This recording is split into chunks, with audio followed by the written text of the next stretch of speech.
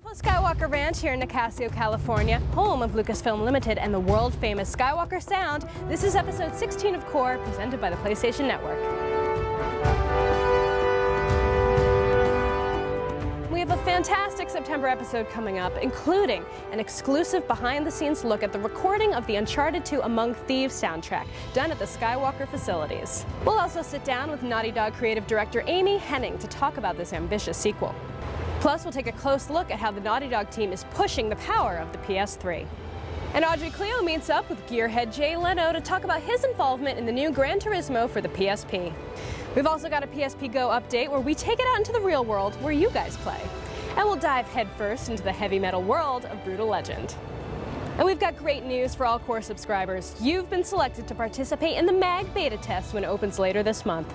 Anyone who subscribes to Qore on or before September 17th will also be eligible to participate in the upcoming beta test. Look for a voucher code to arrive in your email. Uncharted 2 Among Thieves, Jay Leno on the PSP, Brutal Legend, and the all-new PSP Go, all in the September issue of Qore. I'll see you on the inside.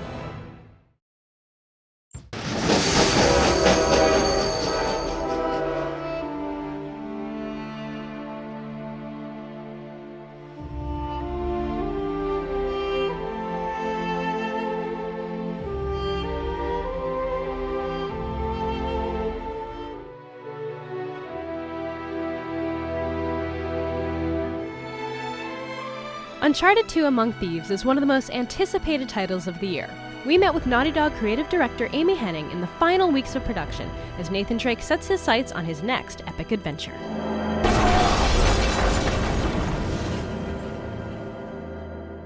How has this journey been for you? Well, it's been a long journey, and obviously, you say we're so close to the finish line, but it feels like we're just crawling our way toward it.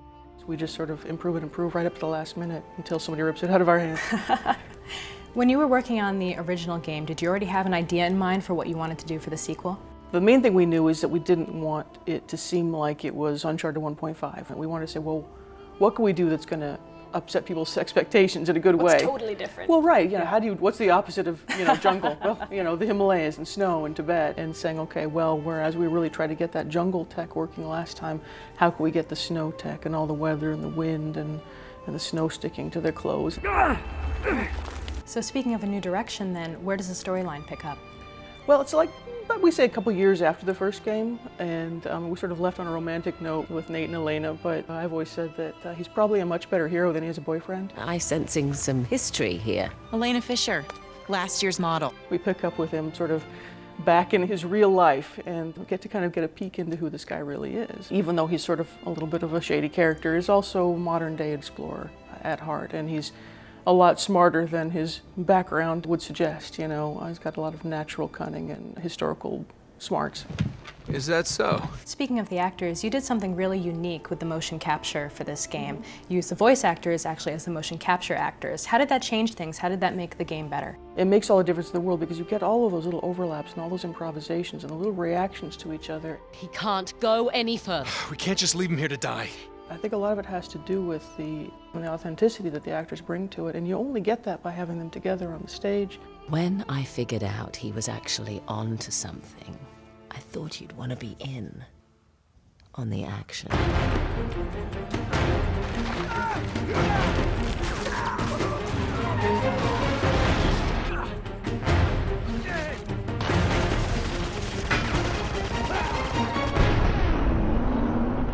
This is a really ambitious project. What would you say is your biggest challenge?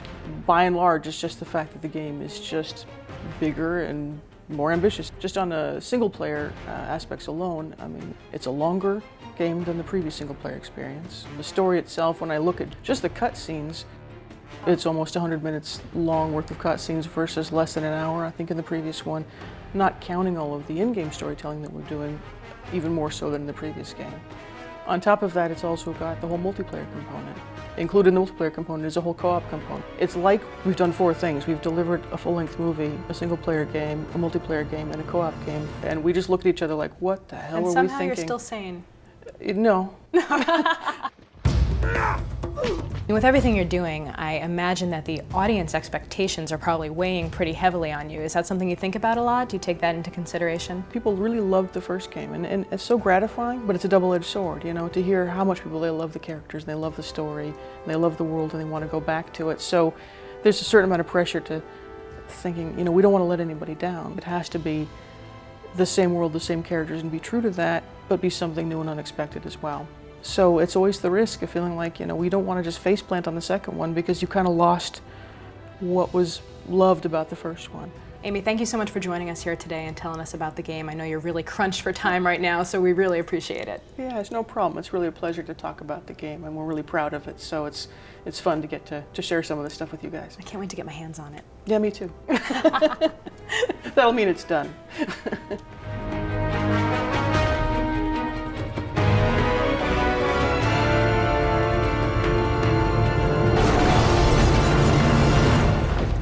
Your quest is over? Yeah, that's right. What if it's only beginning?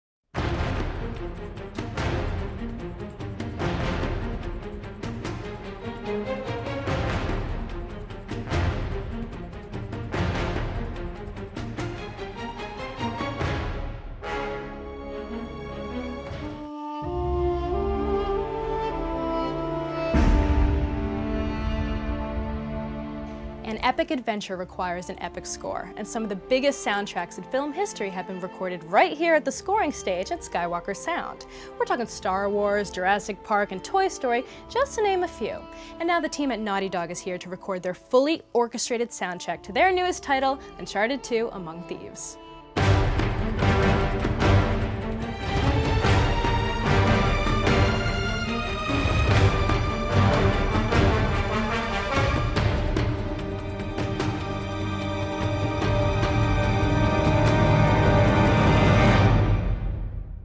To live up to the huge expectations for their long-awaited sequel, Naughty Dog doubled the size of the orchestra and brought back master composer Greg Edmondson to score the game's sweeping soundtrack. We caught up with Greg just before his final recording session was about to begin. The music for Drake's Fortune was really wonderful. What did you want to bring to the sequel? We just knew from the very beginning that when you were in the mountains of Mongolia, you had a wide open cinematic setting, and you hope to take advantage of that in the music. You get a chance to go to a cinematic place that you can't if it's a smaller, more contained story. How big is the orchestra that you're working with? I imagine you must have a really huge team to be able to achieve the goals that you want. This game needed to have a bigger sound, and I watched it kind of blossom from the very beginning. It's set in this huge cinematic environment. With all credit to Naughty Dog and to Sony, somebody ponied up the money to bring all these wonderful players. That's a luxury that most people don't get. What's it like producing music and creating the soundtrack at a place like Skywalker Sound? As you know from being here, it's a unique environment. There's nothing like it. This place, and I wish we could share this with people, is so gorgeous. I mean, you know, and so beautiful. It's like a working vacation. You know, when you're recording, it's a lot of pressure because you have a lot of people there and a lot of money is being spent every hour. So that's pressure. It is what we call hard fun. And every time I'm up here, I go, how lucky am I to be up here? So you also did a lot of recording down in LA where you're based. Can you tell me about some of the unique instrumentation that you worked with there? I started off by having our percussion guys bring in more gear than I have ever seen in my whole life. And they brought in these giant taikos and everything else that you could possibly imagine. For 3 days, we recorded giant percussion stuff. Oh, that must have been so cathartic, too. It was so fun. Chris Bleth came in, who is world famous for playing all these woodwind instruments that one can only imagine. He brings in bags and bags and bags full of these and plays these wonderful melodies on these instruments that you never would have known about. And then one night we brought in Karen Han, who plays the erhu, which is a Chinese violin. Fascinating instrument, very primal, thousands and thousands of years old, has 2 strings. It's an unusual sound. And we'd written these melodies, and then, you know, she takes them and brings them to life. And it was just a joy. If you bring them in and you say, show me what you can do with this, because ethnic instruments by their very nature are limited in their scope. You don't know what scale they can play, you don't know what they can do. So you learn and then you adapt, but when you're working with somebody of that caliber, they make your job easy.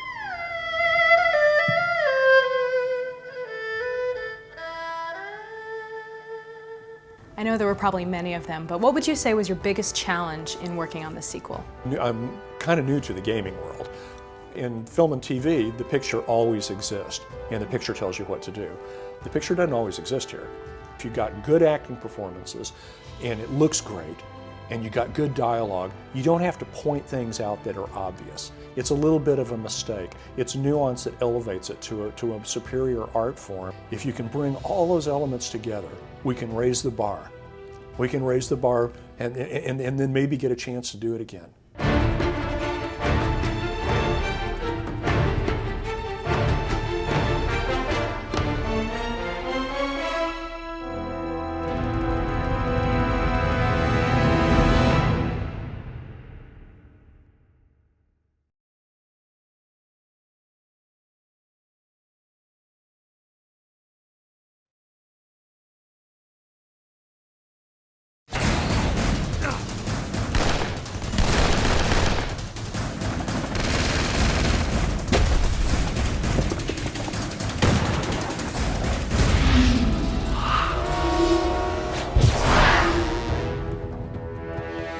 With Uncharted 2, we really wanted to not only tell a really compelling story with interesting characters, but we wanted to just put you in these over-the-top cinematic set-piece moments that feel ripped straight out of a summer blockbuster movie. It lets you have control over Drake as you're having to play through those set pieces. So we wanted to just give all the technology we could to the engine to allow us to create these moments. What the hell are they doing? On PlayStation 3, for our first game, we were using probably only 30% of the power of the cell, and this time we're like getting close to 100% of like using all the power of the PS3, and how can we use it just to make the game look just beautiful and have better gameplay and just more everything over the top and all that stuff. Uncharted 1, when it was a hard project because we had a lot of new IP, new team, new system, new engine, new everything. I would always say Uncharted 1 was like doing brain surgery with a chainsaw. In Uncharted 2 is a totally different beast.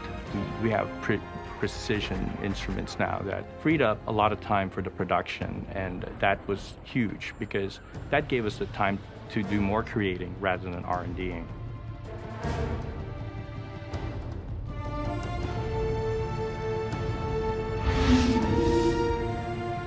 In Uncharted 2, we integrated use of the Havoc physics engine, as opposed to a proprietary physics engine we wrote for last game. We were able to do a lot more things we couldn't do last game.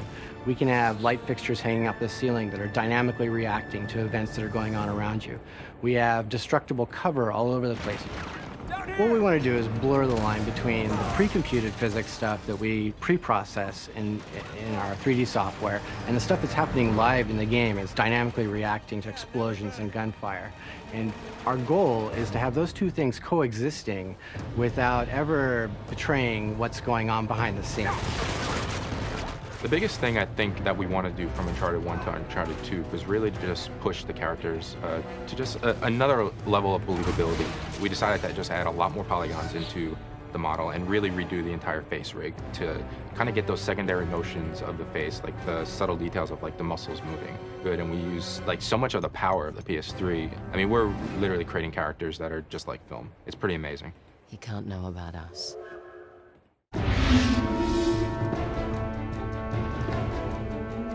We often talk about moments in the development of Uncharted, but they're these iconic images packed with drama and a spirit of adventure, and so the train was definitely one of these. We wanted a technology that will let us place Drake on objects, be able to move those objects, break them apart, and still keep the player's gameplay intact the whole time. And we're calling them active cinematic experiences. You're fully in control of Drake while something big is happening. Like staging a battle on the roof and inside of, and on the sides of a train that's speeding through the Himalayan countryside.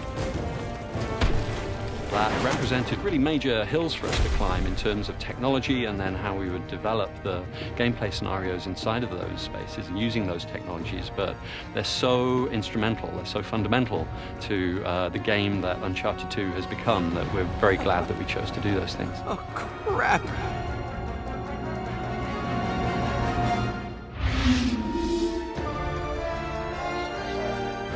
With the Uncharted franchise, we really are bringing a unique set of gameplay mechanics that no other game is providing. We're a third-person cover-based shooter, but we also have a hugely expansive traversal moveset. So we've got characteristics of a platform game, and then we've got great hand-to-hand melee combat, so it's all seamlessly fluid, and Drake just really feels like a fully realized human being, and anything that you think you could do, Drake can do.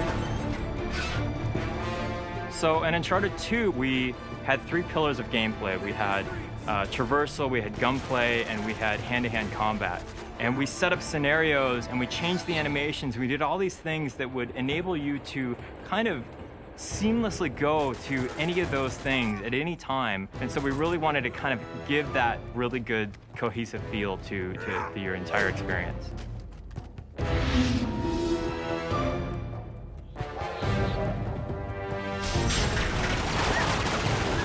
We could not have made Uncharted 2 without having made Uncharted 1. We had such a foundation, such a great base to start from that we built everything on top of.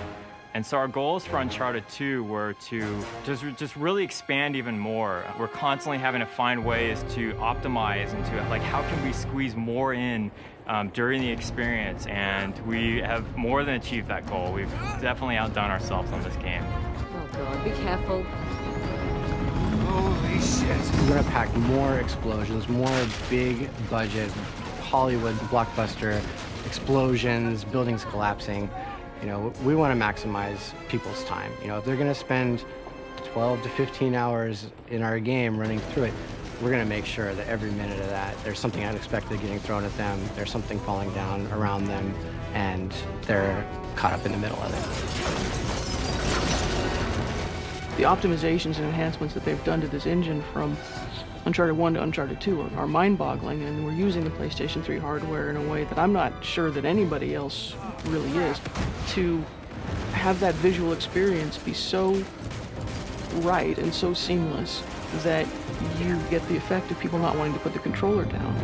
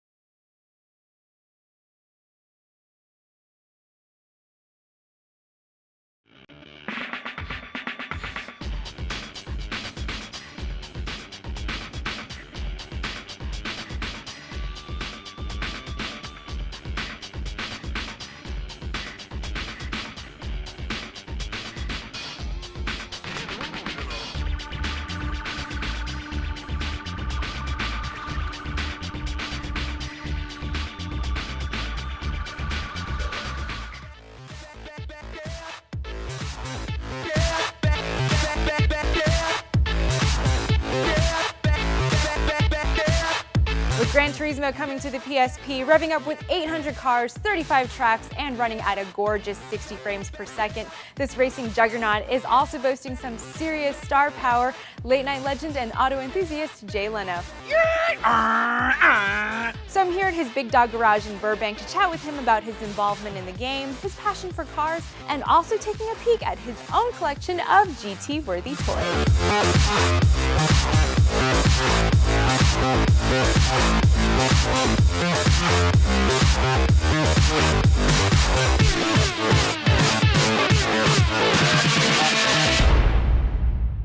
Your garage is like the real-life Gran Turismo garage. I mean, it is kind of like that, actually. Now that you mention it, that was always sort of my dream as a kid, and yeah, that's it. Sure. How do you decide what car you're going to drive every day? Is it something you're just like you wake up and I'm sure there are people with bigger problems, but you know what it is? All the cars here we've rebuilt and done ourselves, and some are obviously expensive classic cars like the F1 McLaren and some of that stuff. But a lot of them are just cars I like. I bought a Qore ramp side for $600. It was up the street. I'm kind of like the Mia Farrow. When I see a car that needs to be adopted, I have to drag it home. No, I know you're a fan of the Gran Turismo game. Oh, it's a great game, yeah. What's your favorite thing about the game? The cool thing about Gran Turismo is, well, I'll give you an example. A friend of mine was racing, I think, as one of the Camaros, the Gran Turismo game, and he just couldn't get it to do what it did on the track with Mark Donohue. And then he went back and he read Mark Donohue's book, Unfair Advantage, and he learned how Mark Donohue set up the car. Well, he then set up his car in the game exactly the way Mark Donohue had set it up in the book, and he set the record and beat the time. And I thought, well, that was pretty cool. I mean, the game is that accurate and that sharp. That's what I like. I mean, if you do what the real race car drivers did to your sort of virtual car, you can achieve the same sort of result, which I thought was pretty amazing. So tell me about your involvement in the game. Well, I guess they heard that I had some unusual cars and they wanted to come here and record the sounds, which was great to me because I was one of those kids. I used to buy those records where other kids were playing the Beatles. I would have the record of the BRM 16-cylinder. My mother, what do you listen to up there? Shh, Mommy, the good part. And I would just play, I had Bugatti, I'd just play these sounds all day long. So I used to think, well, how do you get a job recording the sounds of race cars? That'd be a great job to have. So to me, they called me and said, hey, could we do this? I said, sure. And I didn't think about, oh, you're supposed to get paid? I don't care. It would be fun to do. And then, of course, they said you want to add your voice to it. So I think it's a huge honor, and as someone who enjoys automobiles, and I try to be a spokesman for the hobby when I can. And yeah, it's a big thrill. The left corner just after the climb will be easy to clear if you hit the apex just right. The chicane in the latter half is very tight, so brake heavy. Just remember, slow in, fast out. Just like making love.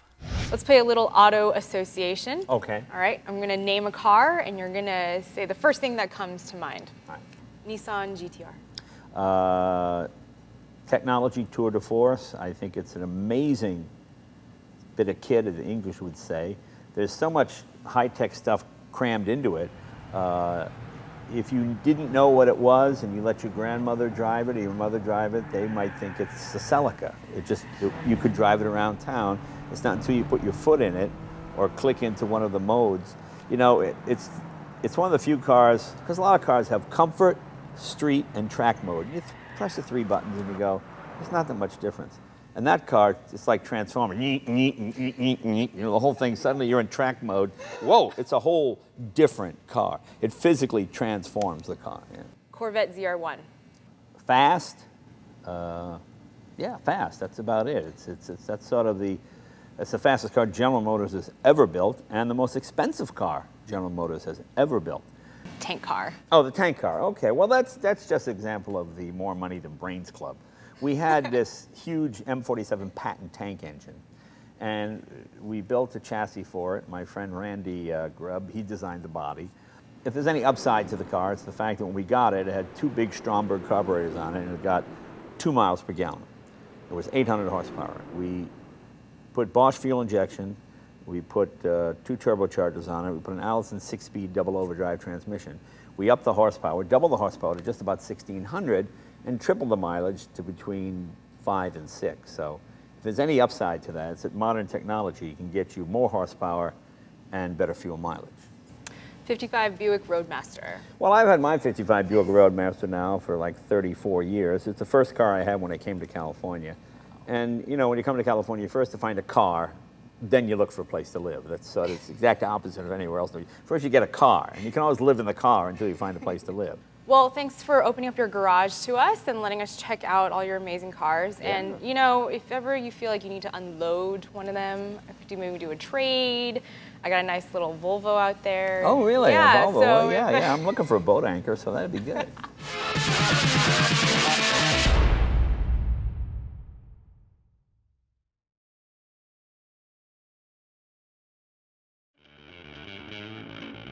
We've been waiting for the chance to spend some quality time with the latest member of the PlayStation family. So today, we're taking it out into the real world where it belongs.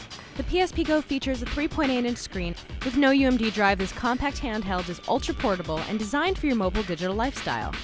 It's got 16 gigabytes of flash memory on board and accepts memory stick micromedia for even more storage space. Like the PSP 3000, Wi-Fi is built in, but the Go also adds Bluetooth support.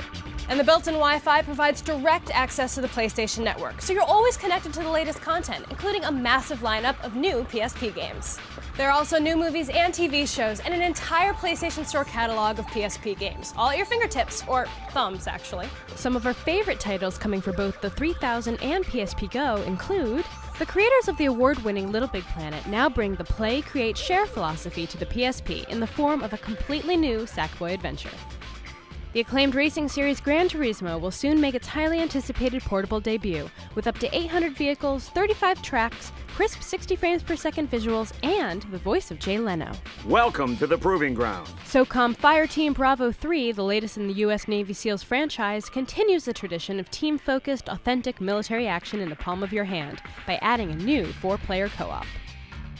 Soul Calibur Broken Destiny is the first ever portable iteration of the franchise and arrives on the PSP with amazing visuals and fantastic head-to-head multiplayer fighting action, as well as a new single-player mode. Metal Gear Solid Peace Walker is set 10 years after the events of Metal Gear Solid 3. Peace Walker is a true sequel starring Big Boss, with Metal Gear creator Hideo Kojima himself scripting and producing the title. Assassin's Creed Bloodlines picks up the story of Altair immediately following the first Assassin's Creed, bridging the gap between that game and the upcoming PlayStation 3 sequel. Madden 2010, the PSP version, features a revamped Superstar mode, all new commentary, a new dynamic camera system, and the ability to create your own custom plays and upload them to the PS3. I'm joined now by Teresa Dunn, editor at PlayStation, the official magazine, and I'm curious to know what titles you're most looking forward to for the PSP Go. Well, the title I'm most looking forward to is Metal Gear Solid Peace Walker. Big Boss is just one of my favorite characters, and I'm looking forward to seeing how his story unfolds.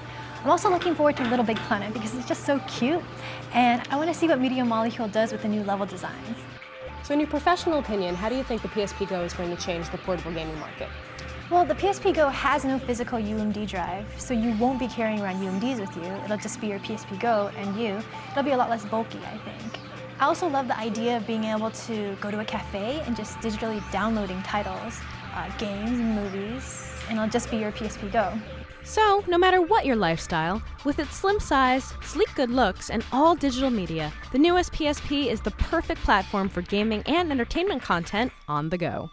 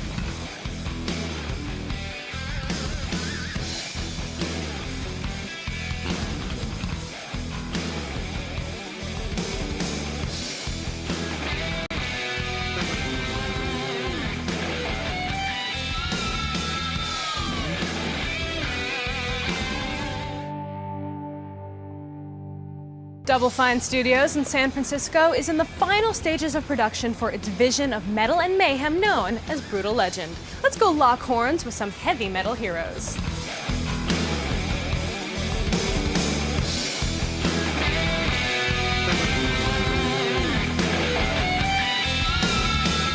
I'm here now with Tim Shaver, who's the president of Double Fine Productions, and you're also obviously working on the awesome game, Brutal Legend. Right so now. tell me about it. What's it all about?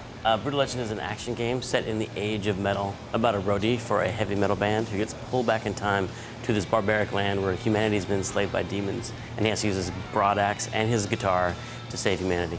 Save humanity? Why does he have to save humanity? What's going on? They've been oppressed by demonic overlords, you know. Naturally. That happens from time to time. And they also are trying to fight against the demons, but they're not really, the humans are not very organized. They're very charismatic leaders, but they're not really good with schedules and timetables and equipment.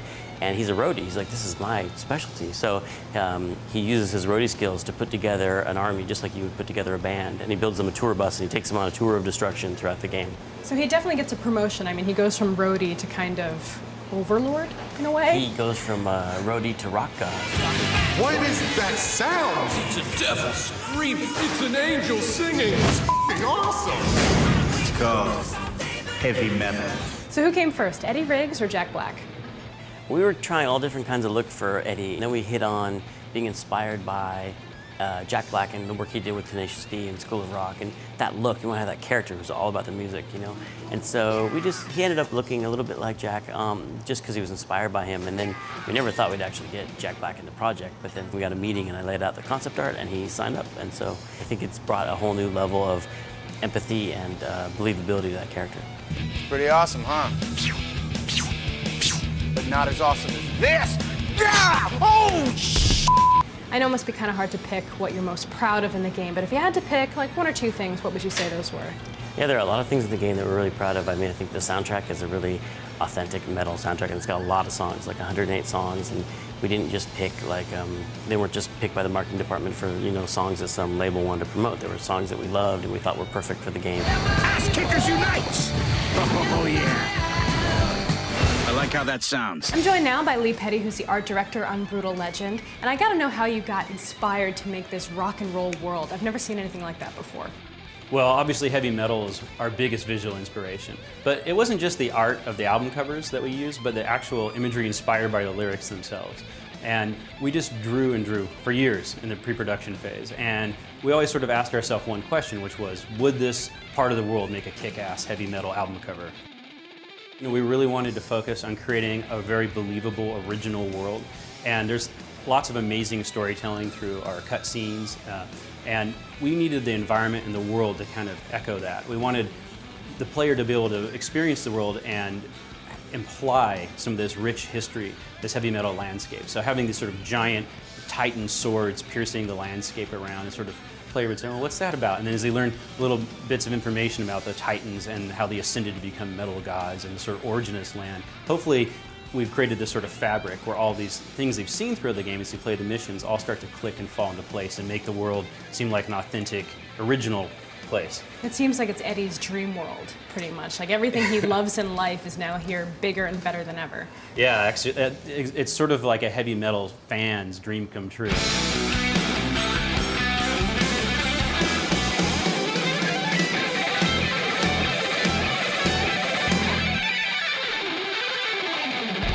But now we gotta huddle up for the big finale. Brutal Legend.